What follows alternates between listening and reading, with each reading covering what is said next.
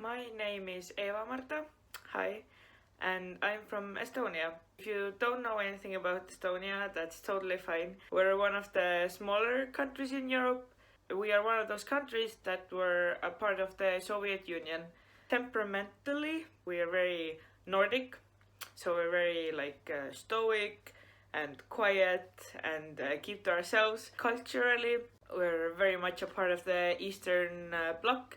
So our values have been shaped by the Soviet Union and what ideas were prevalent then. And as for my work, I work for the Estonian LGBT Association and I am the community coordinator. I make sure that the community is represented in the work that we do and that our work provides the community's needs. I'm also the education specialist because it's a kind of a small organization, so all of us do a little bit of everything.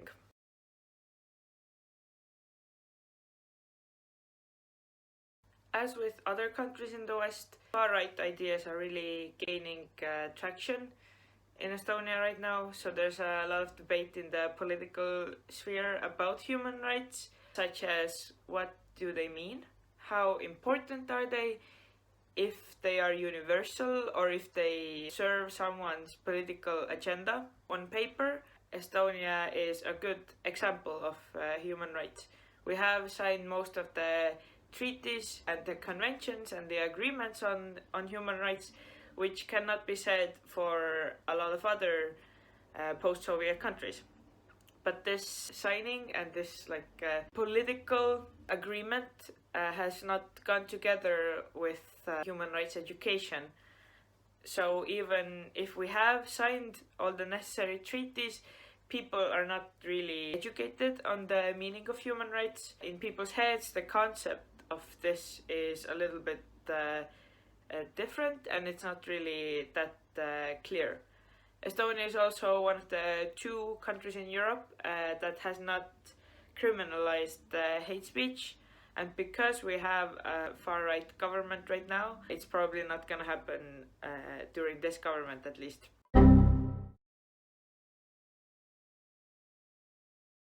As for LGBT rights, any developments that we have had in the last couple of decades have kind of stopped in the last few years. And this progress that we've seen has taken a very different turn. For example, there's been an increase of hate speech directed at the LGBT community.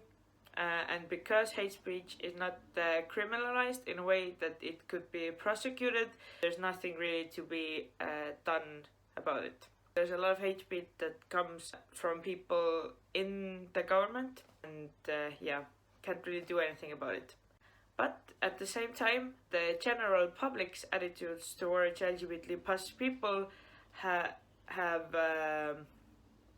improved a little.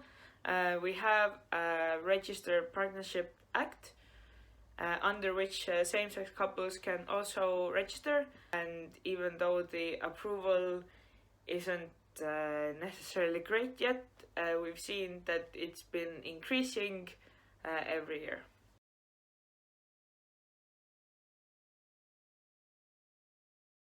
We've seen a huge rise of far-right movement and ideas in the last couple of years.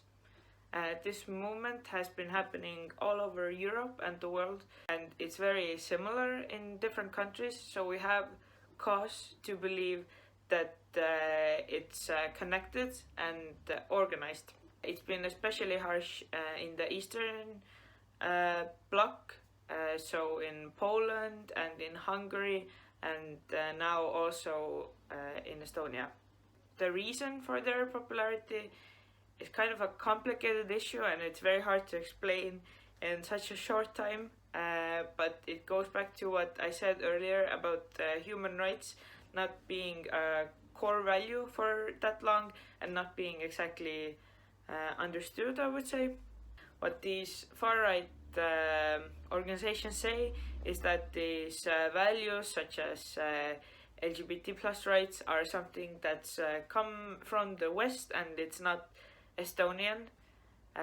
even though I would say being caring and understanding each other is very much an Estonian value, but because these human rights values are something that only came when we started being a part of the West, so in the early 90s, for a lot of these people that are older and grew up in the Soviet times, this is something new and it's not something that they have grown up in. This is a new Estonia and new values to them, so it's very easy to convince them that this is something against us and against our traditions, and it's something that's forced upon us. I think that's why these ideas have really taken root here.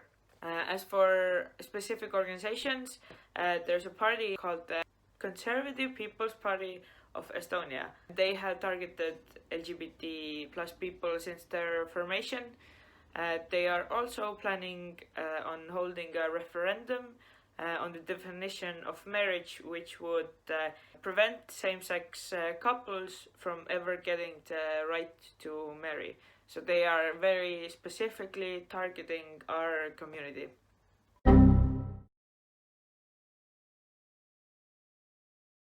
There is an ultra-Catholic organization that works in Estonia and is called for the protection of family and traditions.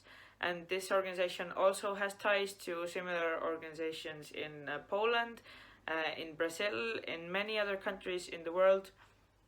They also actively fight against the protection and rights of LGBT plus people.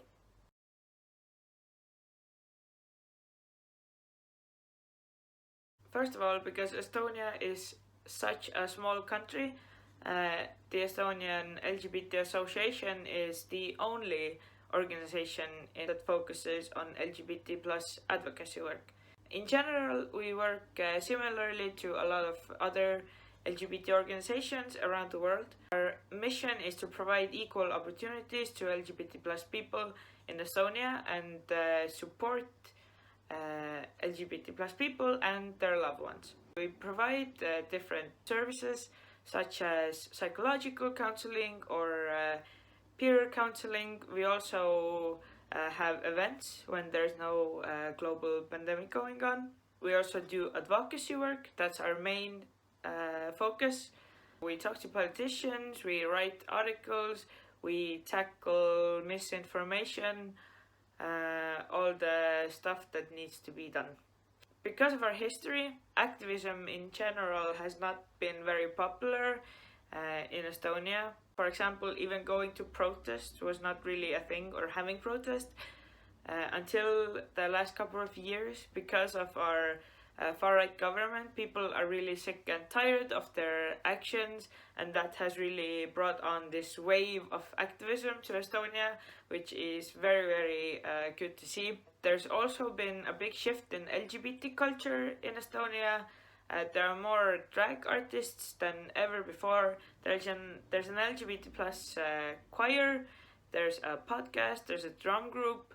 So all of these different groups and people bring a lot of visibility to the LGBT community, and they also speak out on issues that are important to them. So activism has really grown in Estonia in the last couple of years.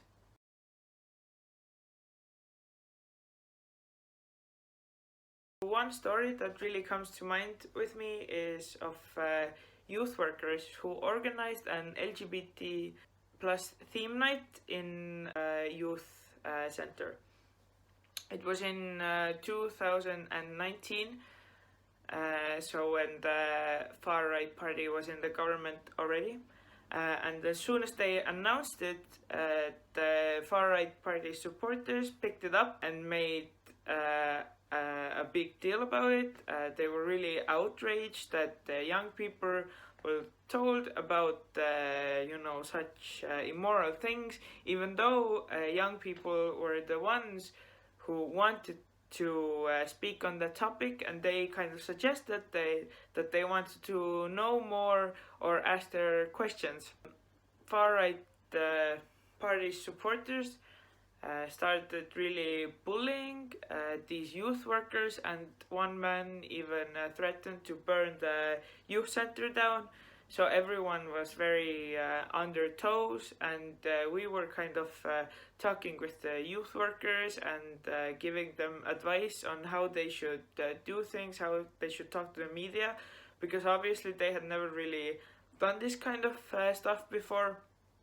And so on the day of the event, the far-right party supporters organized a protest on the town's square to protest against LGBT ideology, which is a term you hear in countries that have this kind of far-right movements. They decided to have this protest, and I remember that this whole day, me and my coworker, we were talking and we were like really nervous, what's gonna happen? And we were just walking around, and like it was a weird feeling that everybody was kind of living their day and didn't know that something like this was going on, and we were kind of like really preparing ourselves for something horrible to happen. But when the time for the protest came around, people actually organized a really big counter protest. So people who supported the LGBT community made a really big counter protest, and it was way bigger than the actual protest, and it was like really nice, and there were like all these little cafes and stuff around that town who put up rainbow flags in support of the youth workers and the LGBT community. So something that was gonna turn into something very horrible turned out to be quite a nice day, and like give us a lot of energy and support and like positivity, everyday work of an activist.